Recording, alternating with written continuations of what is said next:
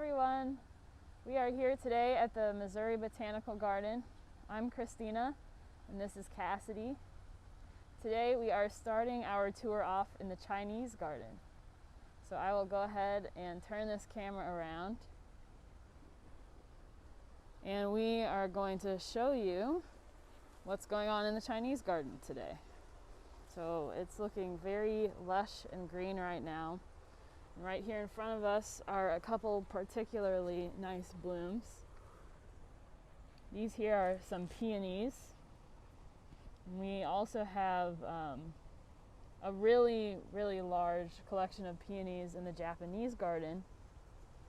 And those are not quite at their peak yet, but they are about 20-25% of the way there. So we are definitely keeping an eye on those.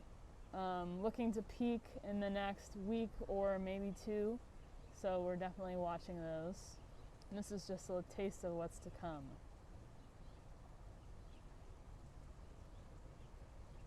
Yeah, and you can kind of see over the top of this grouping of peonies here, a lot of these buds that are starting to or not quite open. So the collection in the Japanese garden, I'd say, mirrors this in a lot of ways, where you're seeing a lot of buds looking kind of like this and only a handful of the flowers that are actually open. And this is kind of neat. Right next to the peonies here, this is actually a terrestrial orchid that is hardy outdoors here in the St. Louis area. It's called a Chinese ground orchid. I would venture an attempt to say the Latin name, but I'll go with the cultivar name, which is Big Bob. So it's a little easier for me to say. But there's a number of orchids that are epiphytes that grow in trees, and then there are terrestrial orchids like this one that grow out of the ground, and there are Missouri native orchids that are terrestrial as well, but this is one that's going to be found in Asia, and because the climates are similar, does well here, and so really pretty pink. And some white variety as well behind it. So right off the bat, kind of hitting a couple real interesting things here with the orchid and the peonies.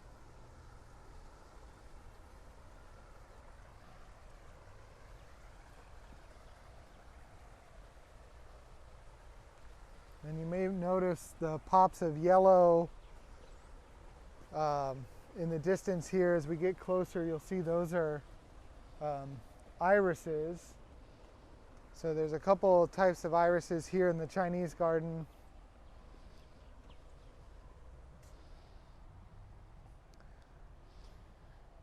And if you stick around for the whole tour, we are going to stop by the iris garden, the Goodman Iris Garden, where there's a very large collection of over 1,000 different varieties that many of them are at their peak right now. So it's really quite a sight to see.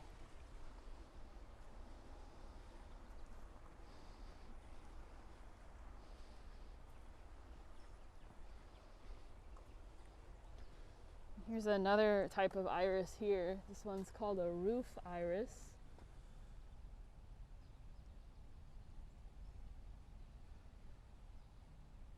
Really cool coloration on this one. The dark purple. And I love you can see kind of these ridges here.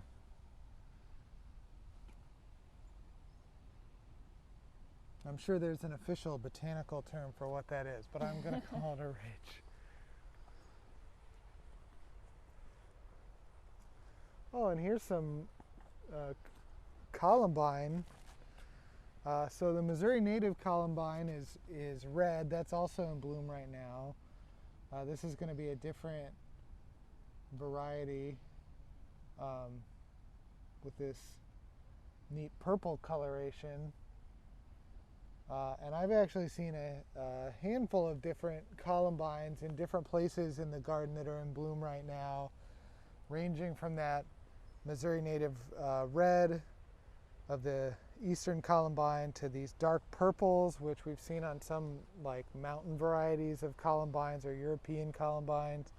I've also seen white and even a light pink. So definitely one of those flowers that is at its peak right now in its many different forms throughout the garden. And actually right in front of the columbine here, you can see this is, these are Asiatic lilies that are coming up. And you can see their little buds here at the top. That's something that's more typical for June, so not there yet, but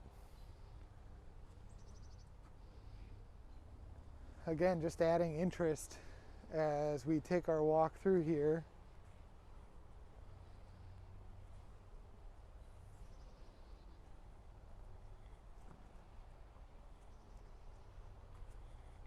There's another pop of color here.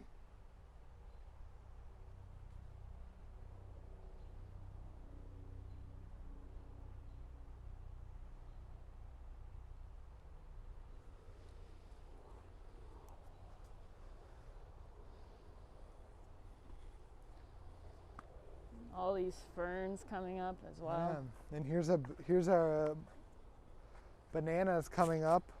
These are hardy bananas. They die back to the ground every year, and then they'll come up again when it gets warm enough, and they grow out of the center here.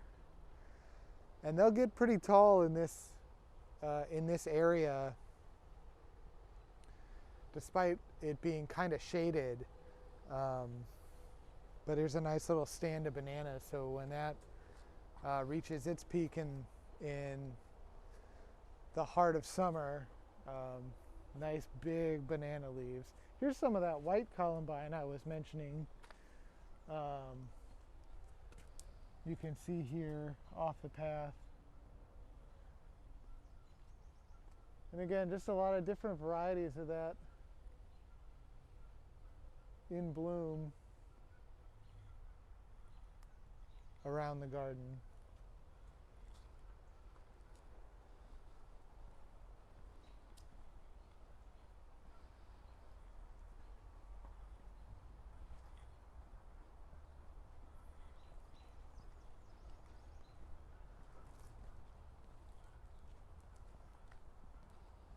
Oh, let's stop over here.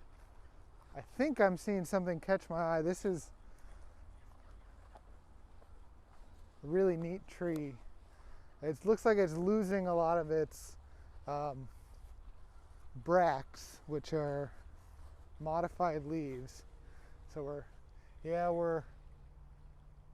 we're a little on the backside of this tree being in peak, but it's called the dove tree, and it's because it has these. I think handkerchief tree is another name for it, or even ghost tree.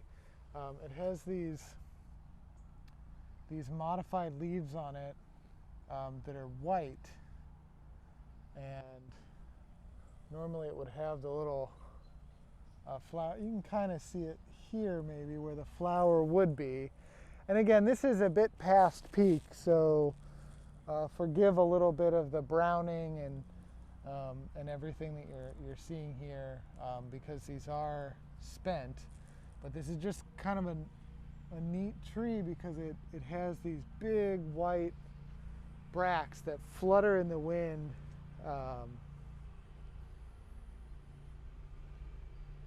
So definitely something worth checking out in the spring when these come into bloom. There are a few of these types of trees, these dove trees,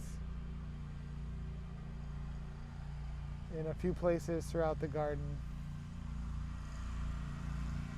So even though it's a little bit past, I'm glad we had a chance to stop and kind of show that off.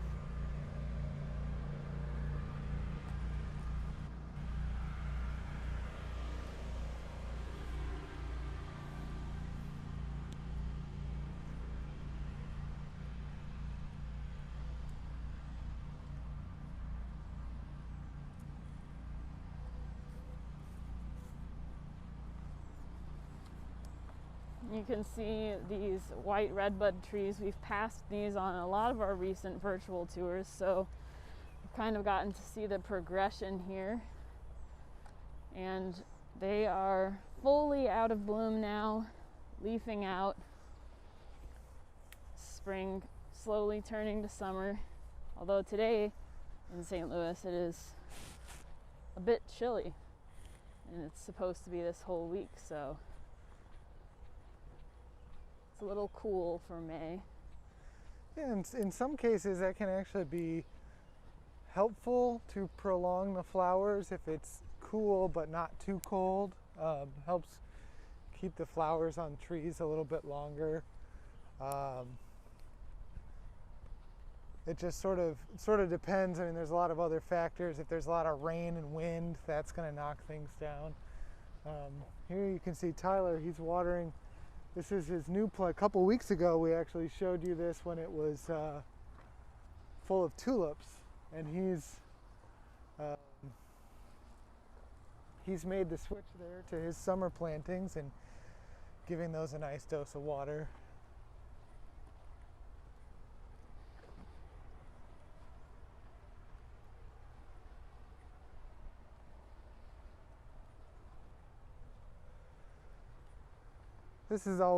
This tree always sticks out in the landscape to me. It's a European beech. And it just has this really bright pink foliage, which is just very unique. I mean, almost every other tree around here is green, and then you look and Yeah, from afar it really does look like it's in flower.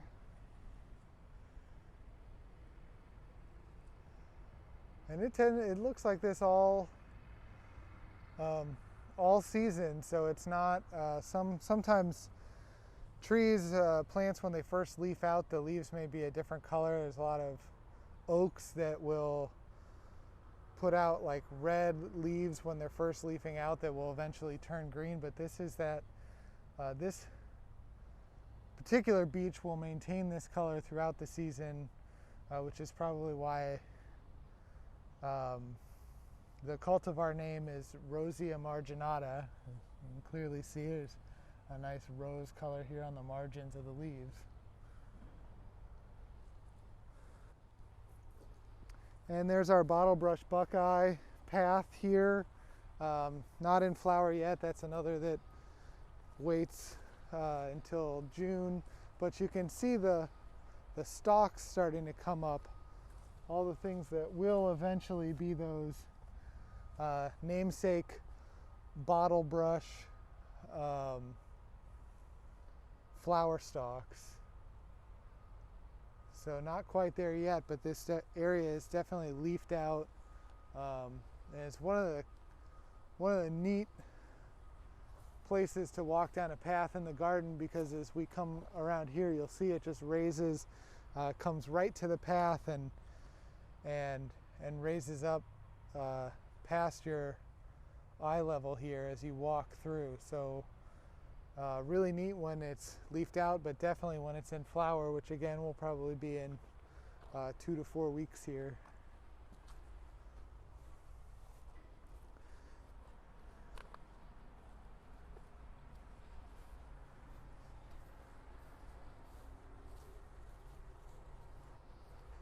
And so up here, as we're kind of making our way towards the iris garden,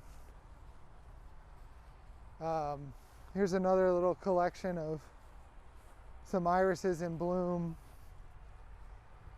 which you can see over this way.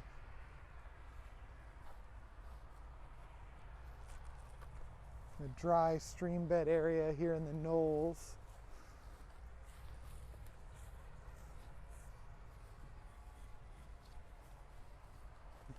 So lots of color here with the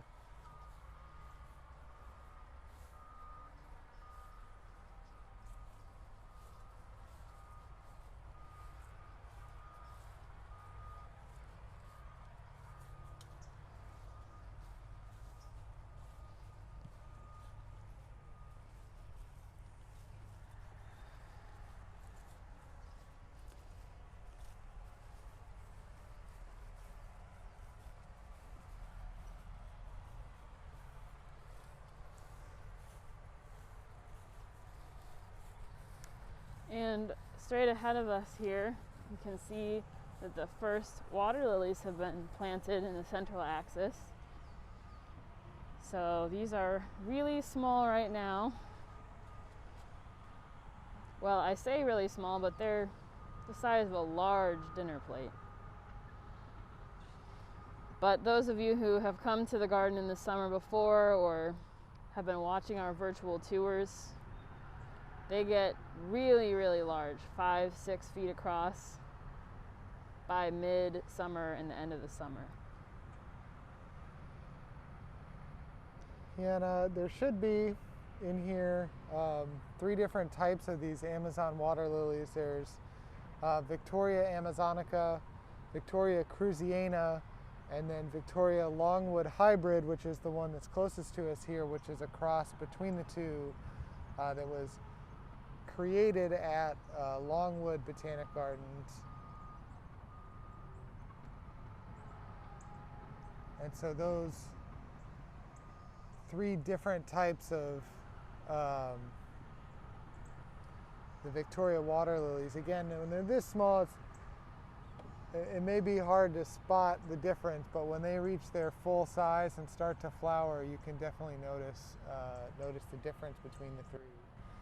So very exciting. Even on a cool day like this, it makes me feel warm. And actually, that brings me to a good point, because the reason these are out now, but our other tropical water lilies are still a few weeks away, is that this particular pool is actually heated. So the water is kept at a warmer temperature, allowing us to put these out early and kind of combating any issues we might have with a late season cool spell like we're dealing with now. So even though the air temperature is cooler than they would prefer, than these plants would prefer, the water temperature is kind of making up for that and keeping them nice and warm. And I'll just mention, while we're here on central axis, you can see Masterpiece, one of the sculptures of origami in the garden. And that is still going on. Origami in the garden is included with general admission, so make sure to come visit soon and see the exhibit.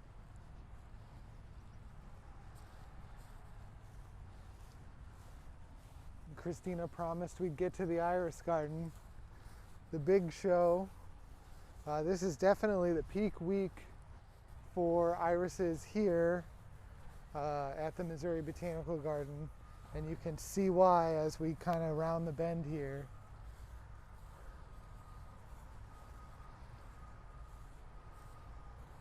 So there's really just a rainbow of color right now of all these different kinds of irises.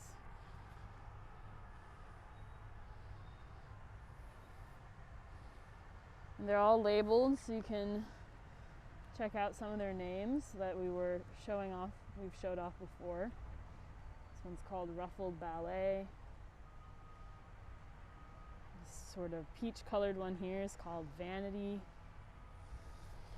It's kind of fun to look through and see that, and getting up close to them is great for another reason too, which is that they smell incredible.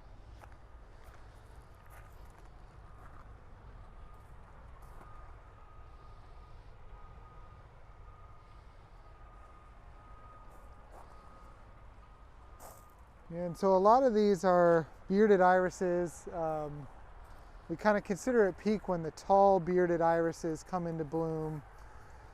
This is actually neat on your left here because these are historic irises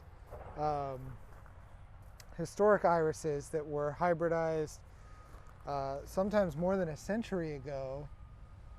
And so it's neat to be able to have this sort of historic piece of the collection as well. So this is the Historic Iris Preservation Society's display garden.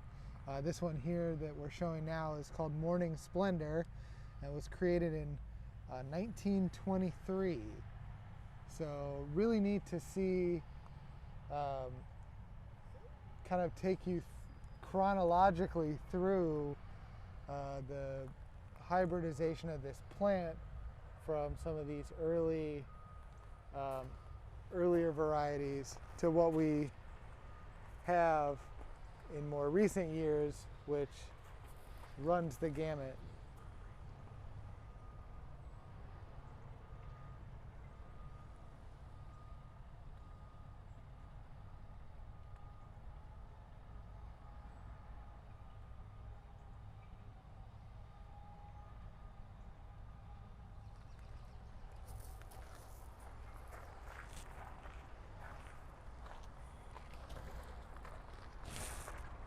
And like we've mentioned, these are definitely at their peak right now, so this is a great week to come visit if you want to spend some time in the Iris Garden. You can go to mobot.org/visit, and that's where you will reserve your tickets.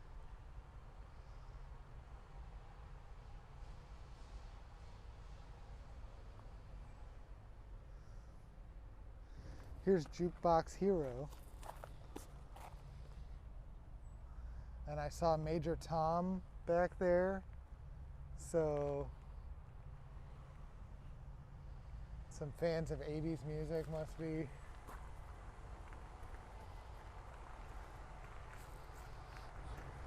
be hybridizing irises.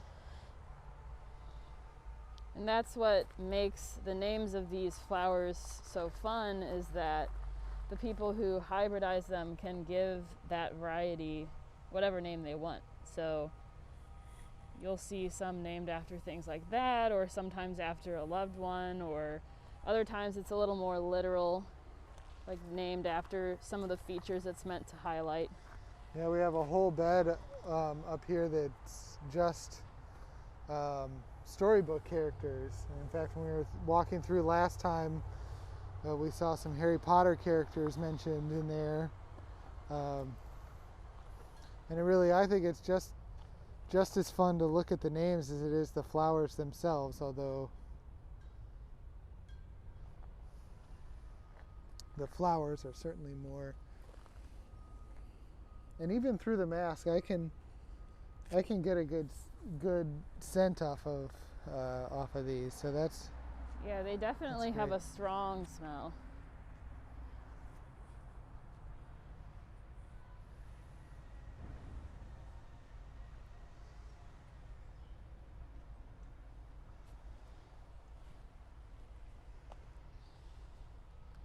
And yeah, I would say this is definitely the week to come out and see this collection at its peak. Things will start to fade here in about a week, and as we mentioned, probably in another week or so is when the peonies will be starting to peak as well. So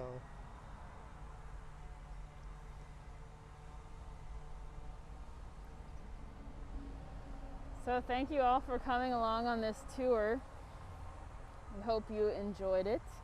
And as usual, we will be back, so stay tuned. Come visit while these irises are looking their best, and we'll see you next time.